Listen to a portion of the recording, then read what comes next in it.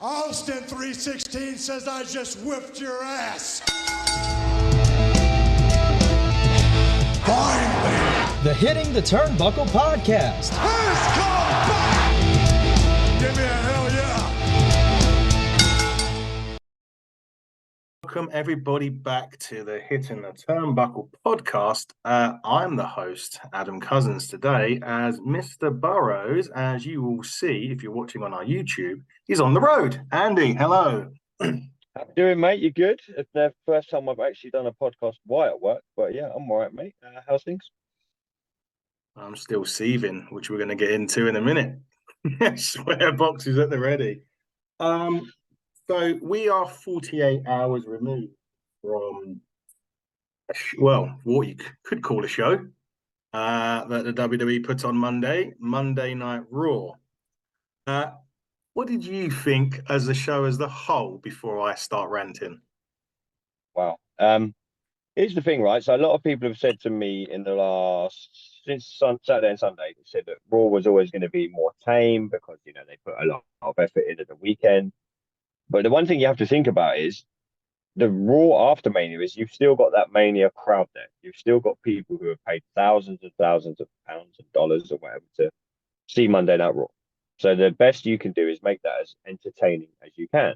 And a lot of the comments were, well, you know, Raw is always just a recap show. It's always highlights from Mania. It's, you know, you can't expect the superstars to perform as much.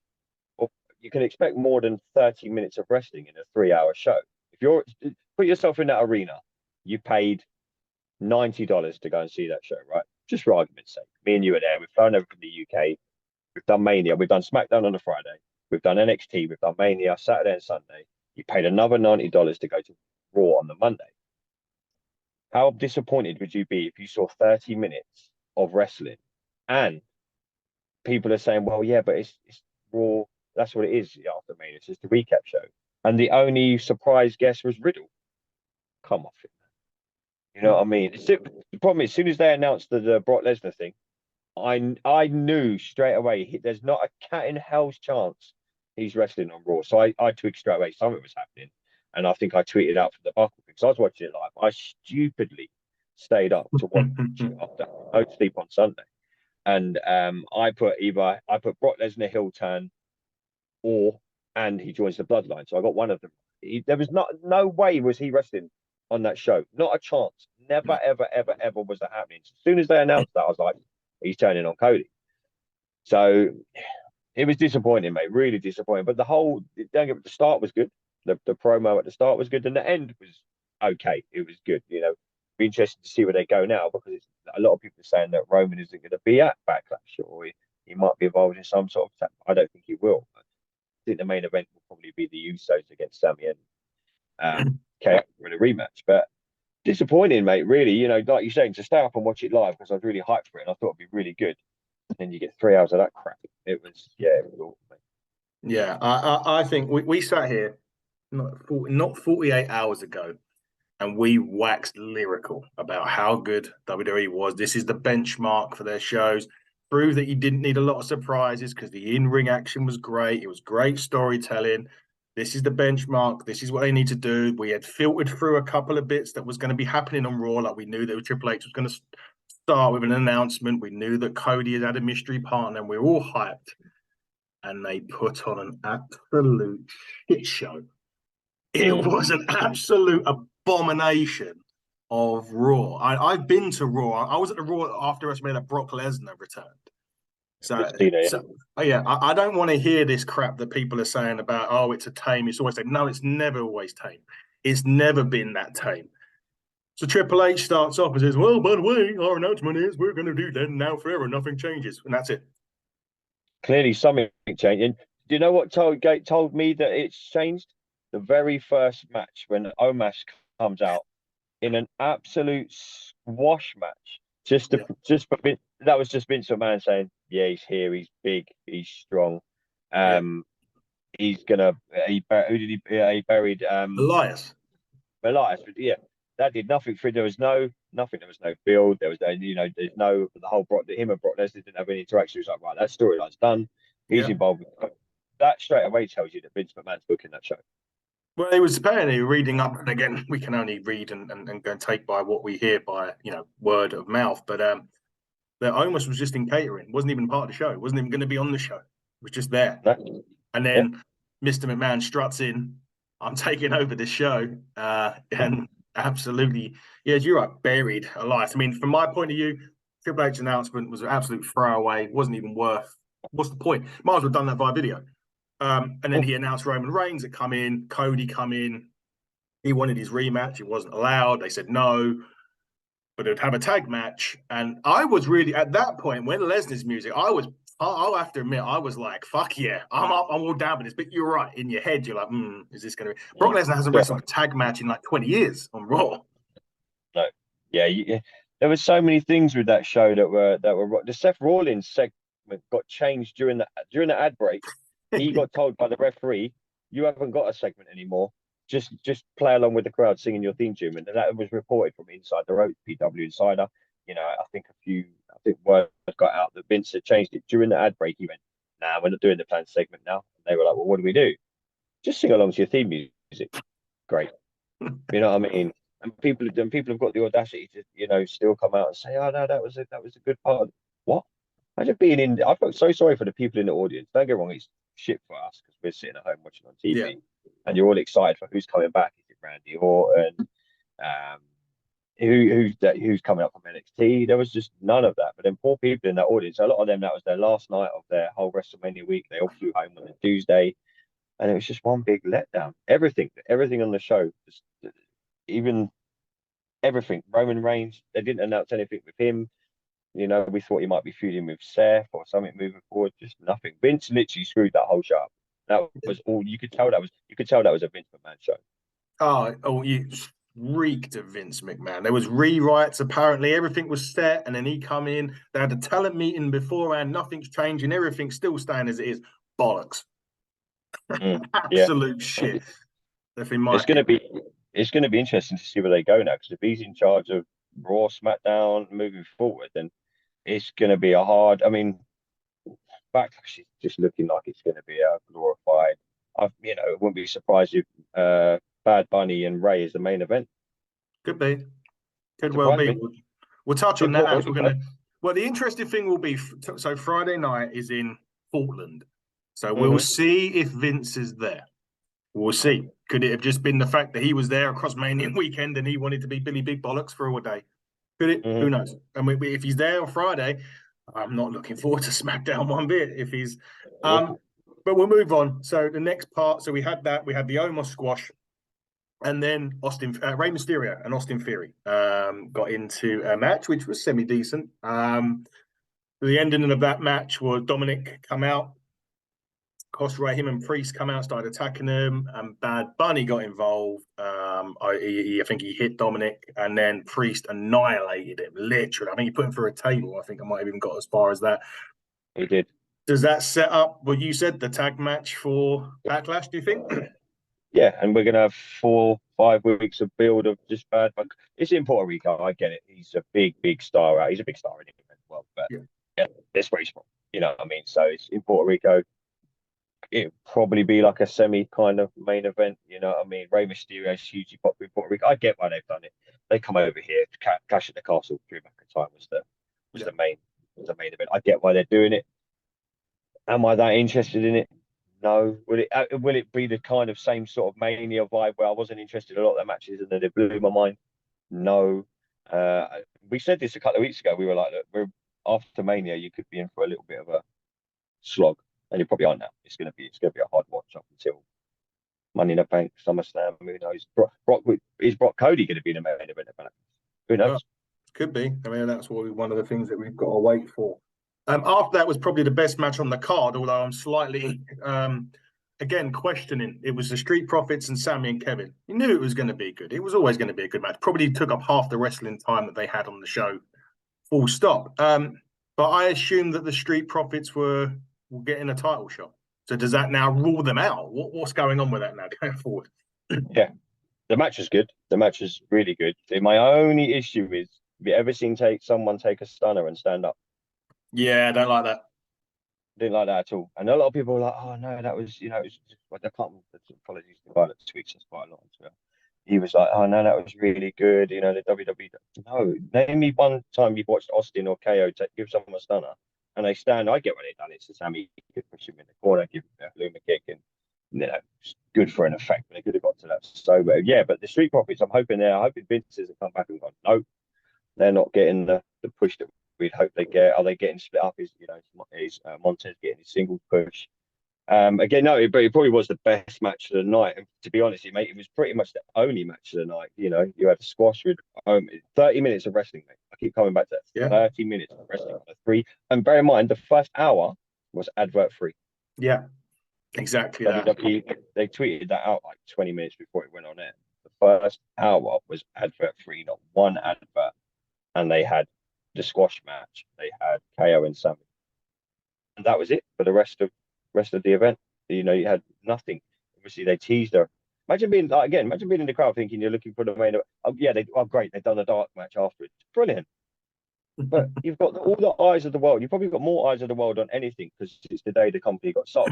Yeah. You want to highlight how good that talent is, and then you literally get Brock Lesnar squashing the shit out of Cody at the end. But yeah, the Street Profits, again, I guess Sammy and KO are going to have to face someone at Backlash, but it's probably going to be a rematch of the Usos. You'd think so, wouldn't you? I mean, I don't get me wrong. Again, I knew the match was going to be good. You put those four in, it's always going to be good. But it just, storyline sense, made it should have been the tag title because they'd won the match, the showcase, which was always announced. I think they announced it was going to be a future tag team title shot. So now what happens? Do they get put in? Is it a freeway at Backlash? Do they do a triple threat tag? Could do that, but again, they haven't really teased much. For I know, don't get me wrong, Backlash is 5 weeks away. You've still got SmackDown and 4 Raws to fill till then. But you'd think they would have announced something coming off Mania when you're white hot like that. You'd want to capitalize on it, and who knows? Maybe Triple H had plans to capitalize on it, and Vince just went, "Nope, not doing that." He literally the whole line. Apparently, 85-90% of that show was him. He booked most of that show. So, even apparently Triple H had to tweak his announcement. Apparently, that I heard there was a few things that he wanted to put in there that he ain't putting that, kind of thing. So it's going to be hard the next 3 to 4 weeks. You're going to be, like you say, I think I agree with you. SmackDown's going to be very interesting this week. If that's Roman, I'm guessing. He's not been announced. Hasn't been announced yet, so I'm guessing it's going to be Heyman and the Usos taking the limelight there. At the moment, it's what's been announced at the moment: Rhea Ripley for a coronation and a Sammy and Kevin celebration. Wow, there you go. So yeah, which the Usos will probably crash. You would think that would be the plan. Unless they give Charlotte Flair a send off, that she's going to be gone from TV for what? Yeah, I mean, been back for a cup of coffee, isn't she? She literally popped back for like what, a month, 2 months, and now she's having a break. She's not injured. She says, "I'm having a break." Yeah, she's on holiday on Andrade. She's already on holiday. They're giving too many contracts that allow part. Imagine back in the day saying to like Brett, Shawn, Taker, Austin, Foley, "Here's your part-time deal. Just turn up for like every 3 of Raws or 4 SmackDown. We'll get you on." Imagine that now. It's like, okay, Charlotte, yeah, you can have a little part-time deal. Roman, you've got a part-time deal with stuff. Unfortunately, this is maybe the world that we're living in now. You know what I mean? Because they've got so many. WWE have got so many things outside of WWE now. It's going to get even more now. You know what I mean? That maybe the superstars need more rest. But I don't know, mate. But yeah, Raw was shit. Well, we're going to move on to the next part, which was the part where potentially we could have had something, which was Bobby Lashley. He obviously won he was obviously off the card at Mania. Stuff was happening with Bray Wyatt. We see Bray Wyatt again now. That's another thing. But he was backstage. He was talking about, he was not annoyed. He won the Andre Giant Battle Royal. He walked out at Mania. Nobody stood up to him. We thought we could have had something, and it was Positive Ali, who basically, for want of a better phrase, dropped his foot in it. Bobby Lashley took him to the ring and annihilated him. Could that have been something where we could have had someone other than Ali? You could have had, Switchblade could have done something. That is off the table now. That is not happening. That's not happening. Who is there though? Orton, Riddle. Not You really. could have had. I mean, they could have. Orton would have been good. Orton, you But could are they have gonna had. Gone. No, I was just how they're going to put Orton in with Bobby so quickly after probably a Orton's career not threat. cleared. Nah, so he's not out. I mean, who are you putting in there with him? I mean, it's going to be interesting to see what they do with him now because again, it's kind of like I don't think they know what they're doing with him now. No. My thing would have been if you're going to call up anyone from NXT that not necessarily, and it's not necessarily from a beating perspective, but could have given Lashley a match. I would have gone for Von Wagner, whatever his name is, the tall big guy in NXT. Why not? I mean, he was on Raw. He got put back down, so people know him. You could have had Riddle, but I don't really, unless you were going to feud with him, I don't really know what that could have, what that could have done. Any new ones could have Matt Cardona had come out at that point, but we knew that Cody's partner at that point was going to be Brock. There was a part of the show that was cut where Cody was on the phone to somebody, so. Again, that didn't get used, so we don't know what that would have been. Could they have they even signed Matt Cardona? Is he now double checking his FDR, thinking we better sign those contracts, Mr. Khan, because we don't want to go back. It could have been loads of things, but we'll move on to probably another match that was added that didn't need to be added. Well, they were going to be doing some triple threat matches to confirm who the number one contenders were for the women's title for Bianca. And that got changed to a tag with Liv Morgan, Raquel Rodriguez, and the winners of that would go along basically have with damage control without Bayley, and the winners of that would go on to face Lita and Becky next week. It lasted 6 minutes, maybe less. And Liv and Raquel got the win. So next week it was set up now for next week's Liv and Raquel versus Becky and Lita. Now, after that backstage, they had a little chat with Becky and Lita, which coincidentally, if you notice it again, you may not have noticed it, when Becky walks up to Trish, she gives her a little elbow to push her out of the way. Now, is this going to set up what we've been discussing for weeks, the heel turn for Trish Stratus? Or because before this match, they had a Rhea and Bianca segment. So are they thinking of putting those titles together?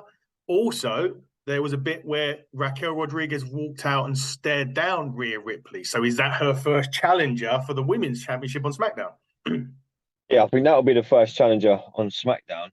The big thing they've got to do, they've got to get them titles off Becky and Lita. Yeah. I don't want to see Lita wrestle again. No. So they've got to figure out how they're going to do that. I think still they'll have a match with who did you say one? I can't remember. Two of them. They'll have the match. Yeah, they'll have the match this week, and Damage Control will get involved somehow.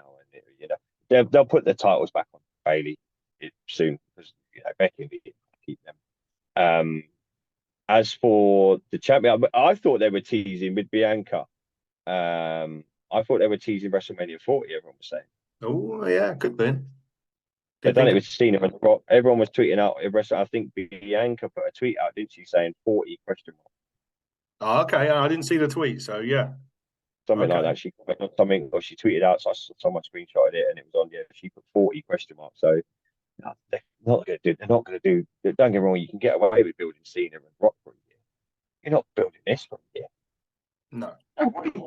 It's not going to be good, mate. But again, it was just another bit of. Don't get me wrong. I'm not going to lie to you, mate. That was probably about 2:30 in the morning, and I was a bit like, like a lot of people. Just being on social media on Monday morning was incredible. Because everyone, apart from a couple of people, fair play. Like I said to the guy that was tweeting us, you probably saw the tweets and you weren't on Monday. One guy was tweeting us a hell of a lot, saying they were enjoying it. And everyone fans different. Everyone watches wrestling different. But if it got voted the worst Raw of all time, officially got voted the worst Raw of all time. So this is just two people sitting on a podcast saying this. This is the collective audience of WWE saying it, and wrestling fans across the world saying it was the worst Raw of all time. So yeah, I don't know, mate. But as for what they do with Rio, be like you say, SmackDown could be interesting this Friday. Are they going to announce the draft? Is that going to get announced before or after Backlash? I don't know. What do you reckon? Oh, it needs to happen ASAP, really. But I've not even heard anything that it's going to be happening anytime soon. Again, normally the Dirt Sheets are quite good at picking up on that sort of stuff. They haven't announced it. What are they going to? I mean, was Rhea and Bianca a sign that they're looking to unify those titles? I know you mentioned WrestleMania 40, but as you say, it's a long build for something that, fair enough. I mean, if they're going to do it, but is that a unification match? Are they going to look at that somewhere down the line? Obviously, I agree with you. I think next week's going to be the heel turn. They'll get those titles off Becky and Lita. Could be that Lita sides with Trish. Because, I mean, one of the point of that interview was that they were just getting started. Lita and Trish teaming up, maybe? Maybe. Becky and another. Or Bailey, maybe. I mean, where was Bailey? She was meant to be there Monday, and she got written off the show. So much, like you said, right at the start, a lot. Vince apparently come in and just changed so much. Like you say, the Seth Rollins segment changed during that break. I mean, when have you ever heard that? He's in the ring. He's live on TV, and they're like, the referee said, I don't know who was meant to come out and have that segment with him. Obviously he's gone on from the Logan Paul stuff now. Was he meant to start a feud with Roman? We don't know. To get changed during an ad break again, but it's just Vince being Vince. I just wish you just leave. Yeah, I mean, so Seth literally was having a chat with Kathy Kelly. He said, DJ hit my music. So they did. He come out. The whole crowd was singing. It went to an ad break. He was expecting it to come back and something was going to happen. You would have thought Seth was going to say what was next for him. And you come back and he was orchestrating the crowd and just walked off out the ring. It's just I was watching it. When you're watching it live, you're kind of like, what the fuck? You know what I mean? Yeah. It's just like, obviously, it's quite handy when you do watch it live. You're getting people like Meltzer tweeting, or you're getting PW silent inside the ropes. They're all tweeting, and it come out very quickly, like within half an hour. That's like everyone knew that. Apparently, that got from backstage to social media, which has gone around the world, which proves how people. WWE had the top 10 trends worldwide on Monday night. Yeah, 10. For social, that is incredible. Top 10 trends, including the UK. And bear in mind, it was 2:00 in the morning here in the UK. But yeah, it just stinks of Vince McMahon, and it's sad because it didn't outdo all the work that was done at the weekend, but it's overshadowed it now for me Monday. Because it could have really just, like I said at the start, you put all them people in that arena that just want one more night of wrestling action. They've had it for like a week, and WWE dropped the ball big time. But one person dropped the. This is very easy to say Hunter and Triple H. Triple H done.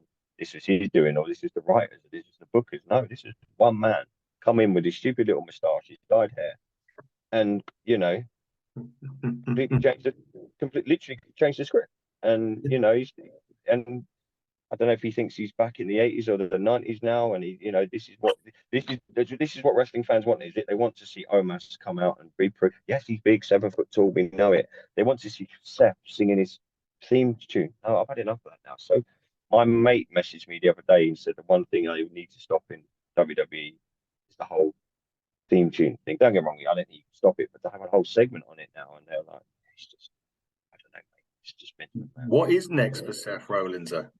We all thought Roman, right? We all thought Roman, but I'm just gonna guess Austin Theory, maybe. Again. Where the thing is, the draft will be telling. If this could all be flipped upside down in 2 weeks, if the draft happens, say they announce the draft on SmackDown or next Monday on Raw, again they could tease it. Triple H with a huge announcement comes out, announces the draft the following week. Then this all gets flipped because if they've got any sense, you'll try and get Seth on SmackDown, you'll try and get Bobby Lashley moved, you'll try and get a lot of things flipped and moved. But again, if they don't, I don't know. Brock's going for Cody, so who's going for Roman? Roman's predominantly on SmackDown. Yeah, who's left? Who's left? Do they now post Mania go right? Let's have him on Raw more. And Seth's not. Roman's not going to do many dates between now and Backlash, Money in the Bank, King of the Ring. His next build will be for King of the Ring purely because it's in Saudi Arabia, and he'll probably fight. I wouldn't be surprised if it's a three-way Roman and the Usos. If the Usos lose, they're out the bloodline kind of thing. I didn't think of that. That's not a bad show, actually. That could happen. That could even happen in Backlash. Yeah, mate, I'll be watching wrestling too long. Yeah, you might as well just book the damn thing. Right. So we come up to the final hour of this absolute horror show called Monday Night Raw. And The Miz comes out. And he automatically starts saying, I've had enough of surprises. I'm not going to want any more surprises. Any more surprises, I'm going to go, he's going to go crazy. You're expecting this point. Now you are expecting somebody new, a call up, Braun Breaker. You're expecting something different. Bro. And that is Matt Riddle comes back from his hiatus for taking drugs and beats the Miz up. What more can you say to that, really? Nothing. I mean, is that just building to Randy coming back? But like you say, is it cleared? So Riddle's he's going to go into a feud with the Miz. They're going to fight a backlash. Yeah, next week. And then, next week. Sorry, at Raw. That might lead to something at Backlash, and we'll all be like, could it lead to Miz teaming with someone and Randy coming back to save Riddle by the time Backlash gets here? Orton could be cleared, but again, is it really how you bring Randy Orton back and just revive the bros? And I wasn't a fan of Riddle before. You can keep taking drugs, but I'm not a fan of his. I wasn't when he was originally here. I don't think he was okay in NXT. He's been one of the few call ups where I'm like, I don't really flip flop thing. Bollocks. No, I'm not a big fan of his, mate. I didn't like the segment. Next week he's going to fight the Miz. Is Randy turning up next week? And I mean, they've really got to up their game next Monday on Raw to save, not save like face and stuff, because they still gave us WrestleMania. Was this just a one-off? We hope so. We hope this wasn't go back 3 years when Vince was ruining Raw and ruining SmackDown, and Jinder Mahal was champion, and we were getting some awful matches, and NXT got changed from the black and gold brand to what it is now. It's kind of like Triple H is kind of like a jealousy thing with Vince McMahon. He's like he's had it so long, and he's had the keys to the city for so long, and he doesn't want to relinquish them no matter what. And he's made comments, well, I'll be involved in the big spots and I won't get involved in the weeds. What are the weeds? Explain to me what the weeds are. Is that NXT? Yeah, is it NXT? Is it, the things like the bump on the network? Is it all right? Great, don't get involved with things like that. But if you're going to be booking Raw and SmackDown, then we're all screwed, because it's going to be as bad as we saw on Monday. And if it gets to next Monday and say Omos is announced in the main event of Raw, that would be the most Vince McMahon thing ever. Because Brock ain't going to be. Brock's not going to do too many Raws. So I didn't even know he was back on this one, because I thought he was done. He's not going to do too many Raws. I'm guessing because it's Puerto Rico coming up, they want him on that show. You're going to want Roman Reigns on that show somehow. I personally think he'll be involved in a three-way or a tag or something like that. But he won't be defending the titles in Puerto Rico. The next time he probably defends them titles, it won't be Money in the Bank, because Money in the Bank, unless he's there, SummerSlam. Yeah, well, they've announced Brock for SummerSlam as well. So, mate, is this a new deal? Another new deal? Maybe because he loves Vince. Brock we know. And we know the sale of this company is with the UFC. Brock has already hinted a few times that could that sale thing have said Brock's gone, I need this now. Yeah, UFC and WWE. Conor McGregor started tweeting Paul Heyman. If they're going to do that, that's going to be Mania next year. Yeah. If he gets involved, you can already kind of pencil that in. The Rock's kind of tease something, you can kind of pencil that in for next year, potentially going in the Hall of Fame. But it's all very easy to say now. That's still 12 months away. You've got, like I always talk about that arc. Yeah. You start here, and Eric Bischoff said it in his book. You start here and you arc around 12 months. Well, we're literally now on week 1 of them 12 months till Mania again. So Vince always said he has a plan of where he wants to get to one Mania in advance. So he already knows in his mind now who's in the how he wants to get to the main event of WrestleMania. How he gets there is going to be the interesting thing if he is solely in charge for a year. Because, dude, these podcasts could be interesting for the next one. It'll make good viewing for our fans anyway. Right. Last segment on Raw. Now, what I will say, and I thought Raw was absolutely horrendous. I will say this. And we've said it before on this show that we want it to end, meaning that we want to watch next week. Now, Raw was crap. For 2 hours and 50 minutes, it was rubbish. The end of it, I will say this, As much as I could see it coming, I thought it was going to happen when he come out at the start because he really pulled him in for the handshake. So the match between Cody, the tag match between Cody and Brock, Roman and Solo, you do the introductions. Cody does his whoa bit for his bit, turns around, bang, F5. Brock Lesnar kicks the shit out of Cody Rhodes for about 10 minutes. He F5s him. He does it on the stairs. He throws him through a table. He annihilates Cody Rhodes at the end of that. And then he walks out. Raw finishes with him doing that to the camera. Now, I've hated Raw. That bit, I'm like, I need to, even if Brock isn't there next week, I need to at least watch Raw because I need to see where they're going with this. Yeah, I agree. Yeah. I was intrigued by that segment and how they've done it. Again, I was more annoyed for the people in the audience because they've only got a dark match after it's gone fair. But the only problem is it's just going to be, do we just get now 2 to 3 weeks of Cody cutting promos? Yeah. A la Roman Reigns. You know, don't get wrong, and I get what you always said about physicality before the matches at WrestleMania. I get that, but WrestleMania is gone now. It's in the rearview mirror. You know, do we just get 3 weeks of Cody going promo, and then have a fight at Backlash? They probably are going to have a fight at Backlash. It'll probably be the main event. Do they make that a number one contender match? Well, they can't, can they? Because Brock is allowed to fight for it. Yeah. So where does this put Cody in the whole Roman Reigns? That makes me think that maybe Seth's going to feud, or it's not good. It's going to sound crap, but they might not do anything with Roman till King of the Ring, because again, Saudi Arabia. Mm-hmm. Oh yeah, he'll be there in some. He'll do the whole Usos thing because they've got business to take care of, like they said. Yeah. We won't see him in an actual match in a wrestling ring, having a match until King of the Ring. I don't think. Do they do this where Brock is now suspended? Because he's done it before. When he done the whole thing with Cena, they suspended him and he didn't come back until if Brock beat I think the way I personally think what they'll do, if Brock beats Cody at Backlash, the stipulation will be Brock gets another title shot. Roman will say, okay, we'll put this on the line because he can't, apparently according to the stipulation, he can't have a title shot. The stipulation will be if you beat Cody, you can have a title shot at King of the Ring. He'll have a title shot at King of the Ring. He'll lose, and then that'll build Roman Reigns versus Cody Rhodes at SummerSlam. Could do. It could do. It could do. For me, it was. I mean, I don't know where. That's the only intrigue. Cody Rhodes. I'll go on record now and tell you, Cody Rhodes will win Money in the Bank. We'll be there. You've got a job on your hands convincing me to go Mania after this shit show. I know. I got the package details through as well. I sent them over to you. I was like, I know. Oh, no. Quite an interesting deal.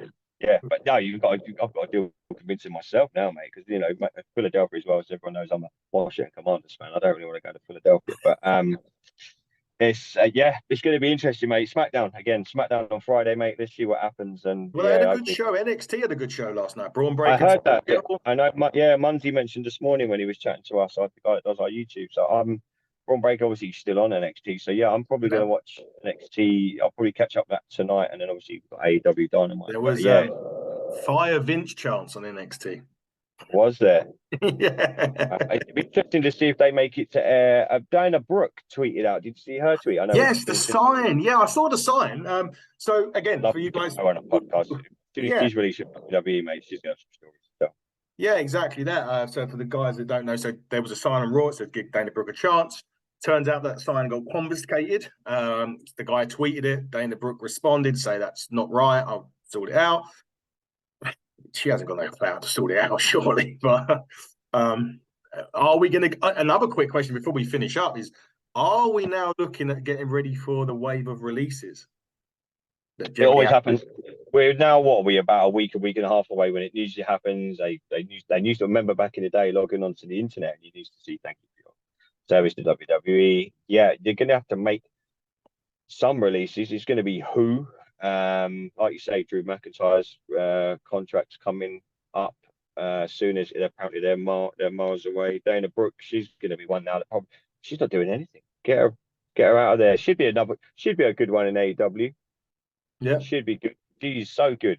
She's so underutilized in WWE. Should be if AEW can use her right. Should be really good. But yeah, in the next week, 2 weeks, mate, I reckon they'll give it till Backlash and then we'll see. leading up to the King of the Ring pay-per-view and Queen of the Ring. Sorry. Yeah, exactly that. So we'll see. Well, that is it for our Raw review. It was nice and fairly quick. We didn't have a lot to discuss because not a lot really happened, to be honest. So we will move on to tomorrow, where we have Sam from Ultra Pro Wrestling coming on to discuss how he's creating a wrestling video game. And if you haven't checked us out on HTT Buckle, do so, because our next load of guests are announced. One of them in particular, a favorite of mine and yours, the director of authority on Impact Wrestling, Santino Marella, will be joining us on the 20th of April. I personally can't wait for that one. That's going to be awesome, mate. I will warn you, I will be in my car doing that. I've double booked myself, schoolboy hour, double booked myself. You can blame my football league for doing that. They've scheduled us to have a game on a Thursday. But yeah, I'm going to be interested to speak to him. I would love to know how he made his debut in Italy. That must have been insane.